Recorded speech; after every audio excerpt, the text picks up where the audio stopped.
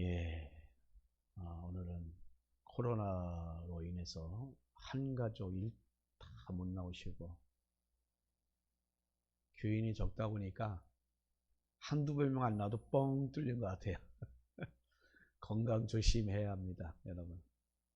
권사님 무리하지 마시고요. 예, 무리하지 마시고 우리 어르신들은 정말 무리하지 마셔야 됩니다. 항상 조심하고 항상 우리가 조금씩이라도 운동하시고 그래야 근육에 뼈에 힘이 없으니까 근육으로도 견딜 수 있을 정도로 해야 됩니다. 그러니까 여러분 정말 우리가 신앙생활 잘 하려면 건강해야 돼요. 예, 여러분 건강을 잊지 않는 여러분 되길 바랍니다. 예, 여러분 오늘 이 시간은 신앙인다운 신앙, 그게 무엇일까 하는 것입니다. 우리가 지금 다 신앙생활 하고 있잖아요. 그죠? 그럼 우리가 신앙생활 하고 있는데 그 신앙이 대체 뭘까? 진짜 신앙, 정말 참다운 신앙. 여러분 정말 신앙인다운 그런 모습에 온전히 여러분 서야 될 줄로 믿습니다. 그 신앙다움을 우리가 알기 위해서는 오늘 본문에 있는 말씀 아나니아와 이 삽비라에 대한 이야기가 우리에게 큰 도움이 됩니다. 자, 여러분 아나니아와 삽비라 부부 사건을 여기 여러분 다 잘 아시죠?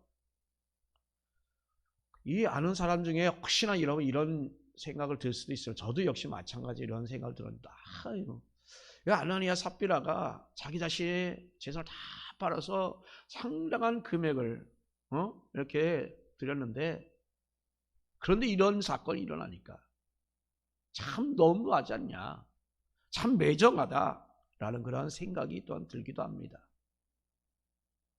비록 소유를 판 값 전부를 가져오는 것은 아니지만 그래도 정말 상당한 금액을 액수를 가져왔어요. 그런데 어떻게 됐습니까? 죽임당했어요. 그리고 두 당사자인 베드로와 아나니아의 그 대화를 한번 보게 되면 판값의 전부를 가져오라는 그런 규정이 없습니다. 다만 우리가 전후 사정을 다 알고 있는 이 베드로는 다른 말 하지 않고 팔기 전에도 그것은 내 땅이 아니다 라고 말했고 판 후에도 그것은 내 땅이 아니야 라고 이렇게 하면서 내 마음대로 할 수 없지 않느냐라고 이렇게 책망하고 있습니다. 자, 그런데 이 베드로의 책망과 동시에 아나니아는 죽습니다. 많은 액수를 가지고 공동체 앞에 딱 내어놨는데도 죽임을 당했습니다.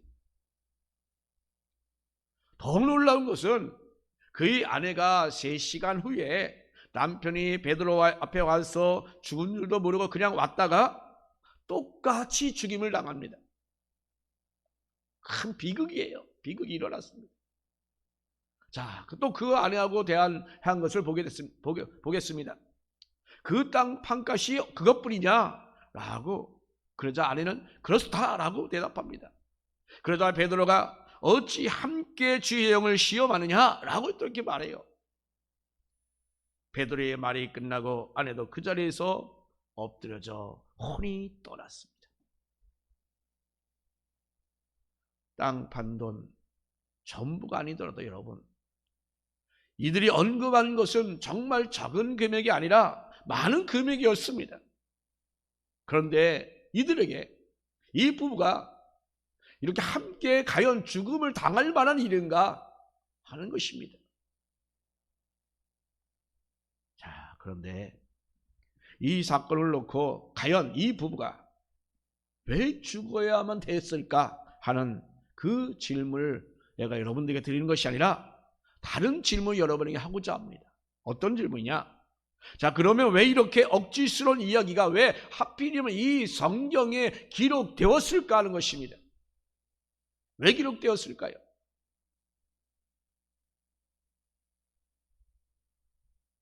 여러분, 하나님께서 정말 이해가 잘 가지 않는 그런 이야기를 이 성경에 여러분 기록하셨을 때는 분명히 나름대로 이유가 있기 때문입니다. 이런 생각으로 우리가 본문을 보면 바로 견고한 신앙을 가지려면 과연 어떠해야 되는가에 대한 그 질문에 대한 답이 떠오를 수 있습니다. 견고한이라고 했지만 이것을 영어로 말하면 이 셀프입니다. 바로 신앙 그 자체라는 것입니다. 쉽게 말하면 정말 신앙다운 신앙이 무엇이냐라는 것을 지금 말하고 있는 것이에요.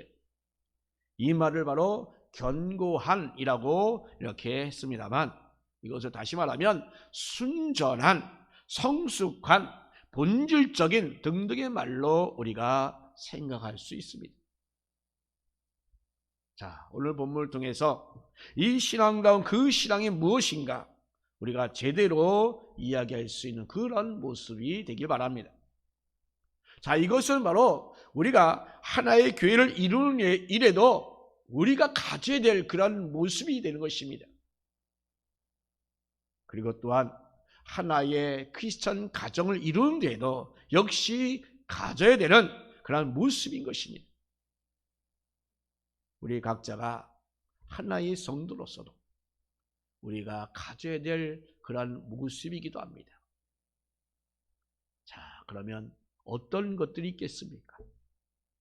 그럼 첫 번째로 견고한 신앙이란 진실을 토대로 하는 것입니다. 무엇을 토대로요? 진실이에요. 진실. 여러분, 신앙생활을 여러분 정말 진실되게 하고 있습니까?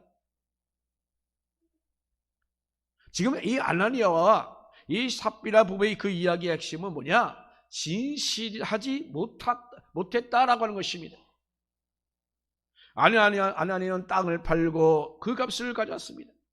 자, 그런데 전부를 가져오는 것이 아니라 얼마를 감춰두고 나머지를 가져왔습니다. 사실 땅을 판 값에 전부를 가져와야 된다라는 규정이 없다라고 말씀드렸습니다. 다만 4장의 말씀 보면 어려움에 처한 성도들이 어떻다? 다 부족함이 없었다고 했습니다. 왜? 그 이유는 바로 성도들이 가지고 있던 집이나 땅을 팔아서 바로 사도들 발 앞에 가져다 두었고 그 사도들은 그것을 각자의 필요에 따라 다 나누어 주었기 때문입니다. 그중 바나바는 밭을 팔아서 그 값을 지금 사도들 발 앞에 두었다라고 구체적인 이름이 이렇게 밝혀지고 있는 것입니다. 자, 이 표면상으로 볼 때는 아나니아의 행동은 이들의 행동과 별반 다르지 않습니다. 그러나 얼마를 감추었다라고 이 표현. 자, 이것은 그가 공동체 앞에 자신의 것을 공유하는 데 있어서 결코 진실하지 않았다라고 하는 얘기입니다. 그가 공동체에 이바지하고 싶어서 그런 마음으로 정말 서로의 필요에 따라 나누는 그 행렬에 참여했다는 것, 그것은 정말 너무나도 귀한 것입니다. 자, 그런데 그런 행동 자체는 그런데 진실하지 못했다 가는 데 문제가 있는 것입니다. 칭찬을 듣고 싶어서인지 아니면 분위기상 자신도 그렇게 해야 될 것 같아서 혹은 압박을 느껴서 그랬는지는 모르겠습니다만 그러나 그의 헌신에는 이렇게 진실성이 결여되어 있다는 것입니다. 베드로가 하는 말을 보면 더 분명해집니다. 베드로는 아나니아가 땅 판 값의 얼마를 숨긴 일에 대해서 뭐라고 말합니까? 성령을 속이는 일이다 라고 이렇게 말합니다. 그렇게 된 일은 바로 사단이 그 마음에 가득했기 때문인 것입니다. 그리고 다시 해석하기를 사람에게 거짓말을 한 것이 아니라 바로 하나님에게 거짓말한 것입니다. 이 아나니아 사건이 우리에게 주는 이 메시지의 그 핵심이, 그것은 견고한 신앙이란 결코 거짓 위에 설 수가 없다는 것입니다. 견고한 신앙이란 오직 진실 가운데 서는 것입니다. 지금 예수님께서 이미 사단에 대해서 거짓의 아비라고 했습니다. 또한 베드로는 이 말씀을 그대로 받아서 진실하지 못한 이 아나니아에 대해서 사단이 가득하다라고 이야기했고, 그래서 이 사람을 속이는 게 아니라 그것은 곧 하나님을 속이는 것이다라고 이렇게 말하고 있습니다. 즉 하나님을 속이는 일이어서 그렇게 곧바로 죽임을 당한 것입니다. 이제 이해가 되십니까? 물론 이 시기의 중요성을 우리 또한 간과할 수 없습니다. 과연 아나니아처럼 거짓말을 안 하는 사람이 과연 어디 있느냐라고 물으면 맞습니다. 저도 거짓말하고 여러분도 거짓말 하잖아요. 그죠? 그렇다고 여러분 다 죽습니까? 안 그랬잖아요. 그러나 여러분, 이 보는 시각에 따라 다르지만 어쩌면 이 아나니아보다 더 사악한 거짓말쟁이도 오늘날은 그 자리에서 죽지 않는 경우가 있습니다. 그죠? 예. 물론 이 아나니아의 그 거짓의 그 정도를 우리가 정말 측정할 수는 없지만, 그리고 단정 지을 수는 없으니만, 그러나 이것을 우리가 시기적인 면에서 볼 때에, 이때는 언제입니까? 신약의 초대교회가 세워져 나가는 아주 중요한 그 출발점에 있는 시기입니다. 바로 이때 하나님께서는 특별하게 그들 가운데 역사하셨습니다.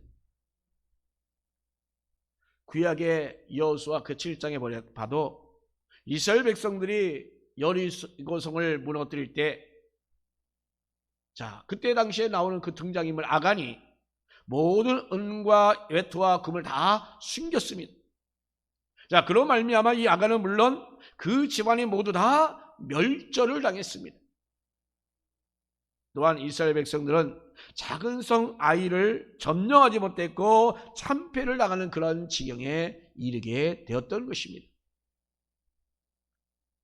특히 여러분, 하나님의 명령은 모든 것을 멸절하라라는 것이지만, 바로 이 전리품 중에 몇을 취했다고 과연 죽은 일인가라고 생각할 수도 있을 것입니다. 그런데 여러분, 여기서 여리고를 무너뜨린 것은 뭐예요? 가나안 정복에 있어서 가장 시작하는 그 시점입니다. 아주 중요한 시기입니다.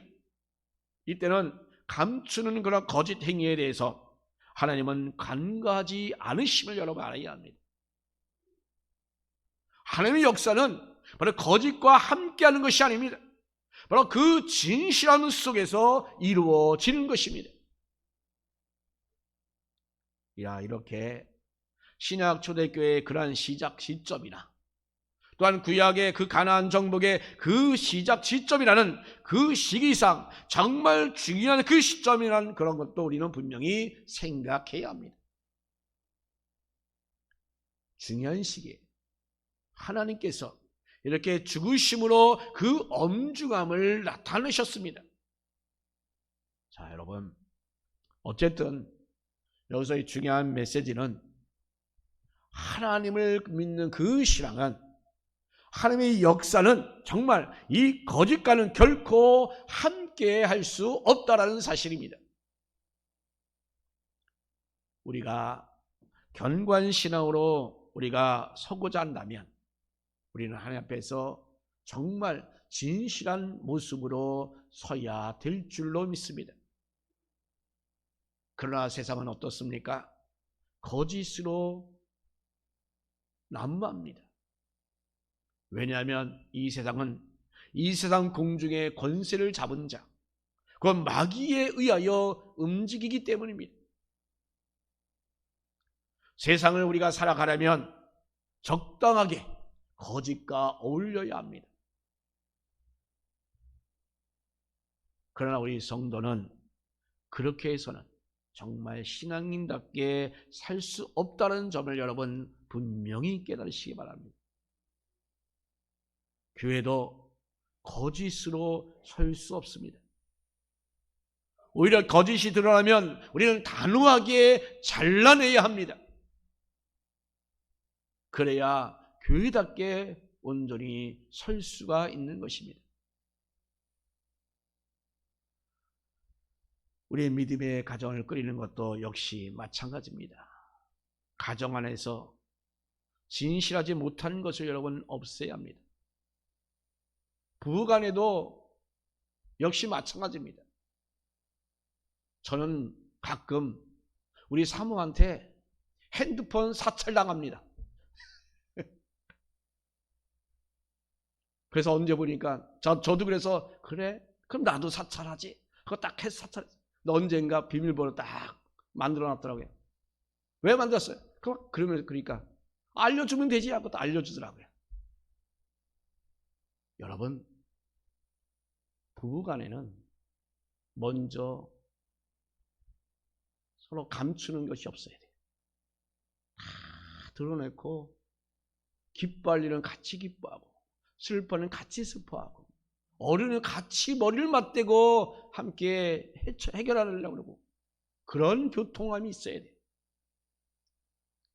여러분, 이 거짓은 지금 당장은 좋을런지 모르지만 궁극적으로는 멸망의 길로 갈 수밖에 없는 것입니다. 이 세상에서 삶도 마찬가지입니다.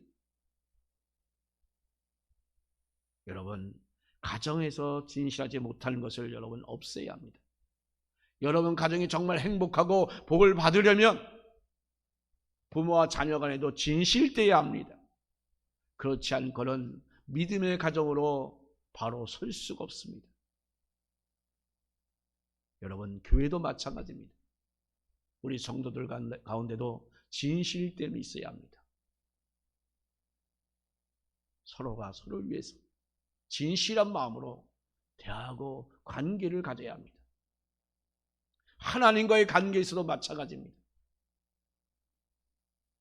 여러분은 잘 아시겠지만, 하시겠지만 과거에 보면 11절 드린다고 드리면서도 제대로 11절 안 드립니다.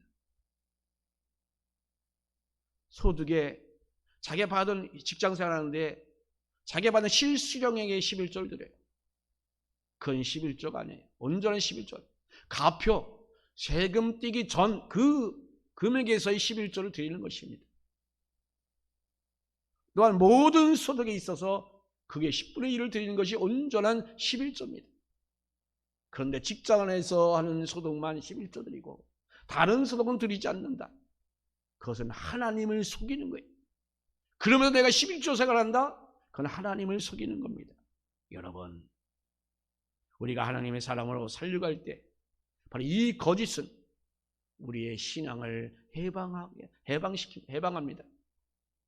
그러니 여러분, 교회든 가정이든 여러분 자신이든 정말 이 견고한 신앙으로 서기를 원한다면 먼저 여러분 진실함으로 바로 서시기를 바랍니다.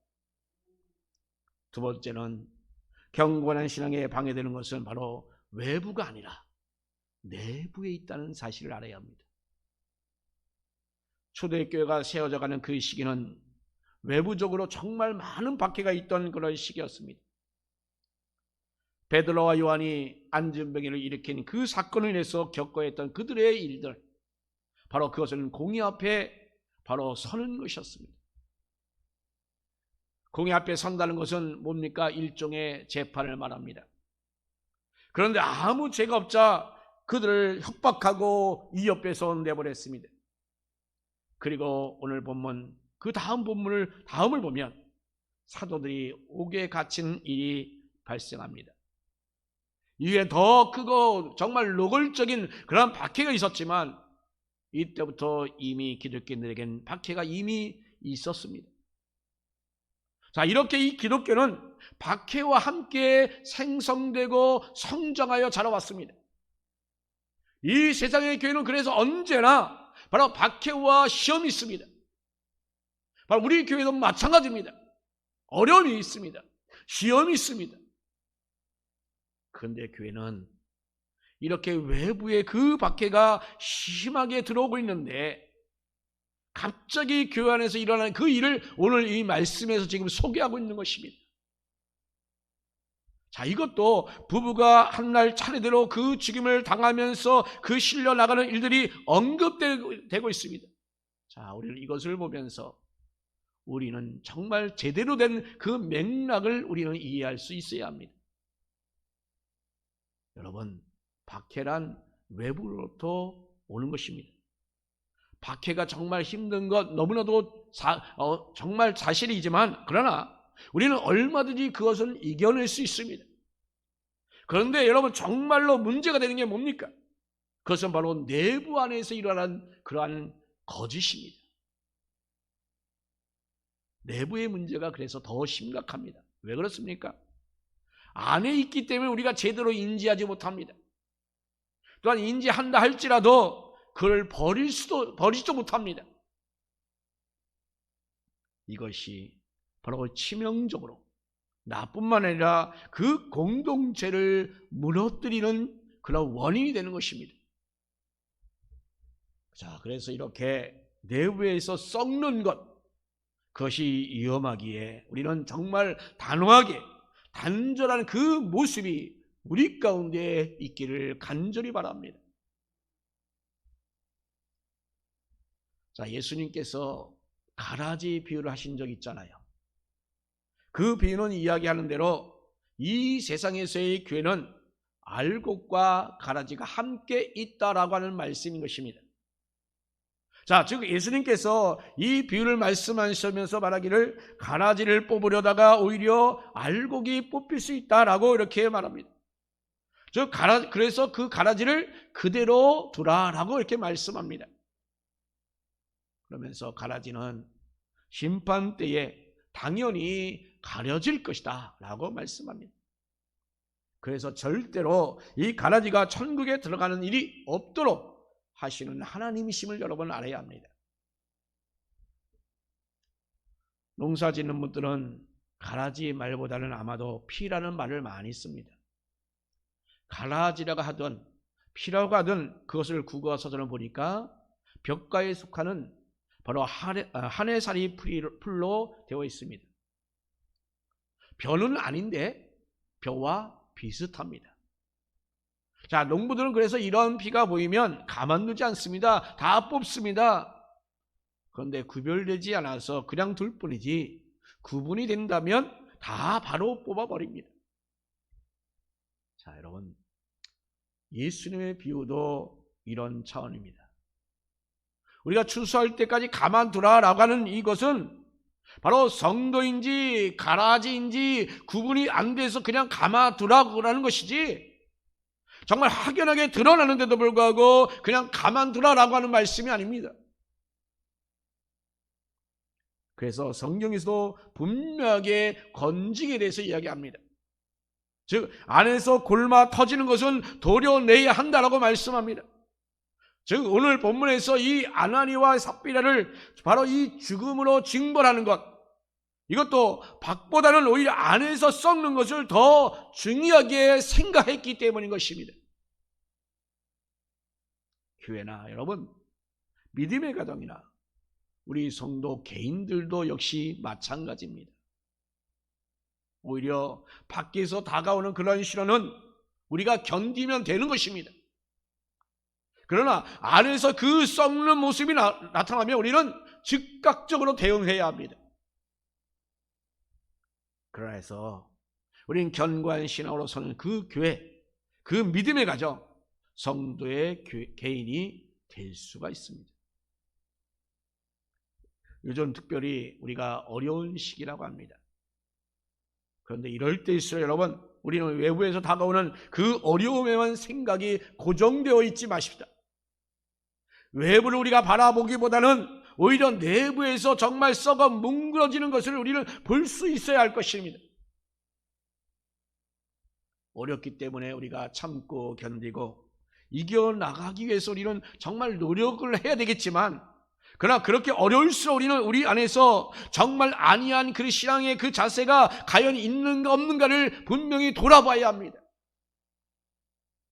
진정 하나님이 기뻐하신 그 모습이 아니라면 우리는 빨리 돌이켜야 합니다.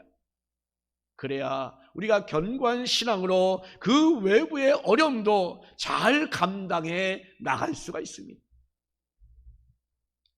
세 번째로 견고한 신앙은 협력해서 선을 이루는 모습으로 이루어지는 것입니다. 오늘 본문을 보면서 가장 아쉬운 부분을 신앙의 교훈으로 삼아야 합니다. 지금 아나니아와 삽비라가 지금 나쁜 쪽으로 마음이 잘 맞았다는 점을 우리는 반성으로 생각해 봐야 합니다. 아나니아가 그 밭의 판값을 일부를 숨겼는데 이것을 아내가 알았다면 어떻게 됩니까? 그러지 마라고 해야 되지 않겠습니까? 남편이 죽은 줄도 모른 채 베드로 앞에 나온 그 삽비라에게 밭을 판값 전문이 하라고 물 때 지금 삽비라는 뭐라고 했어요? 그렇다라고 대답합니다. 지체하지 않고. 여러분, 아니다라고 알면서 그렇게 얘기하는 거예요. 이에 베드로는 어찌하여 함께 있게 하여 주의 영을 시험하느냐라고 책망합니다. 정말 그 부부가 손발이 척척 맞는 부부죠. 문제는 거짓, 곧 하나님을 속이는 쪽으로 손발이 맞았다라는 사실입니다. 아나니아가 그것을 얼마 섬겼을 때에 그것을 안 삽비라가 제동을 걸 수 있다고 한다면 얼마나 좋았겠습니까? 만약 그랬다면 이 삽비라로 인하여 그 아내도 회개하지 않았을까요? 다윗이 무리아의 아내를 취했을 때에 요압은 다윗의 그 사악한 일에 동참하였습니다. 다윗 저주에서 보면 그 요압은 정말로 자기 자신의 편이었습니다. 그러나 그 길은 망하는 길이었던 것입니다. 후에 요압은 다윗을 배반했습니다. 다윗을 죽이려고 모략까지 했습니다.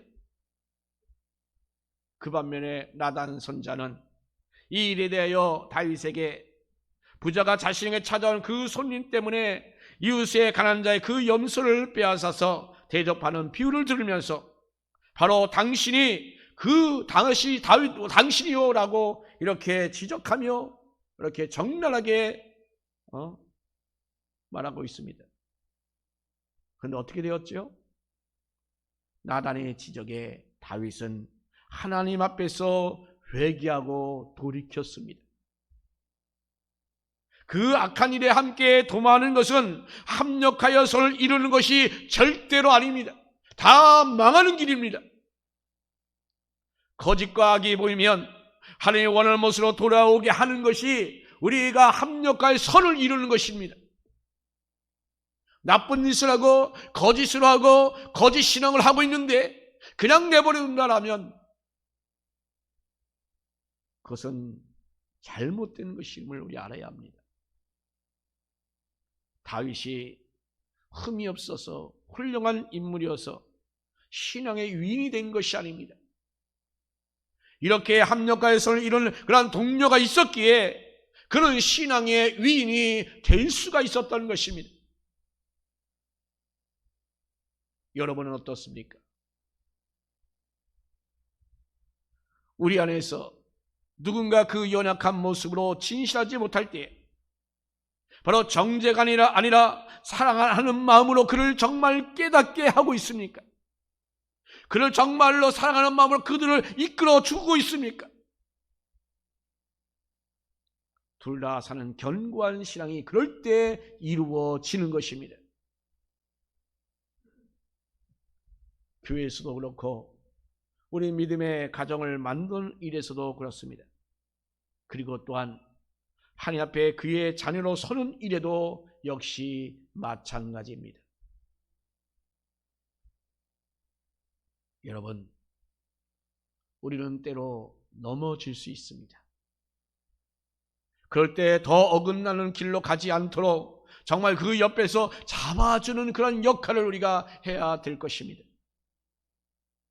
내 사랑하는 자녀들, 지금 예수 잘 믿고 신앙생활 잘하고 있나요?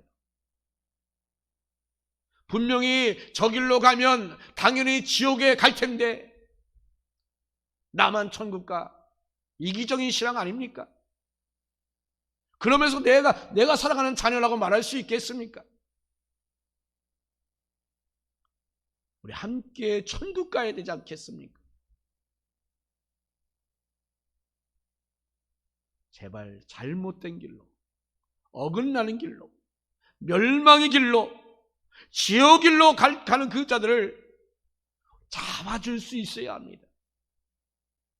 이것이 바로 합력하여 선을 이루는 것입니다. 지금 아나니아와 삽비라의 그 사건을 우리가 정말 반면교사 삼아서 우리는 서로에게 진정히 견고한 신앙에 온전히 서도록 합력자가 되기를 간절히 바랍니다.